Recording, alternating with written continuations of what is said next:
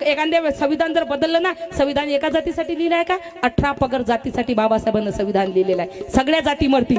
यांना यांचं समजत नाही, ओबीसी बांधवांना आपलं समजत नाही. अरे संविधान आहे तर तुमची शान आहे, संविधानामुळे तुमची जान आहे. तुम्हाला संविधानाची कदर नाही. बाबासाहेब तेव्हा संविधान लिहित होते. पंजाबराव देशमुख बाबासाहेबांकडे आले. बाबासाहेबापाशी म्हणाला की बाबासाहेब मराठा लोकांसाठी तुम्ही संविधान मध्ये काहीतरी लिहा. बाबासाहेब बोलले पंजाबराव बसून बसून माझे पाय दुखत आहे, तुम्ही काय करा, मी हे संविधान लिहिले याच्यावर नजर टाका, मी थोडा फेरफटका मारून येतो. बाबासाहेब फेरफटका मारून द्यायला गेले आणि संविधान पंजाबराव देशमुखांनी संविधान वाचलं. पंजाबराव देशमुखाच्या डोळ्यात पाणी आलं की बाबासाहेब मी मराठा लोकांसाठी जे एवढंच तुम्हाला मागायला आलो होतो, खरंच बाबासाहेब तुम्ही महान आहात, मराठा लोकांस तुम्ही माझ्यापेक्षाही जास्त याच्यामध्ये टाकले. तेव्हा बाबासाहेब बोलले होते आज ओबीसी बांधवांच्या मागे आम्ही आहो, आम्हाला वाटते तुम्हाला हे आरक्षण भेटलं पाहिजे.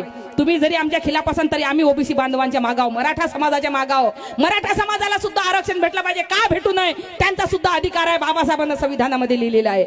म्हणून म्हणायचे घे घे घे आरक्षण घे घे, कुठेही घे, तुझ्या मनानं घे, कितीही घे, पण घे. लोकमत पेपरचा संपादक म्हणत होता आरक्षण फक्त 60 वर्ष. तिकडे ते अण्णा हजारे म्हणत होते आरक्षणानं देशाचे तुकडे होतील. 60 वर्ष 70 वर्ष होऊन गेले, कुठे देशाचे तुकडे झाले? म्हणून म्हणायचं घे घे घे घे आरक्षण घे. तुझी प्रॉपर्टी आम्हाला दे, आमची प्रॉपर्टी तू घे, मग घे.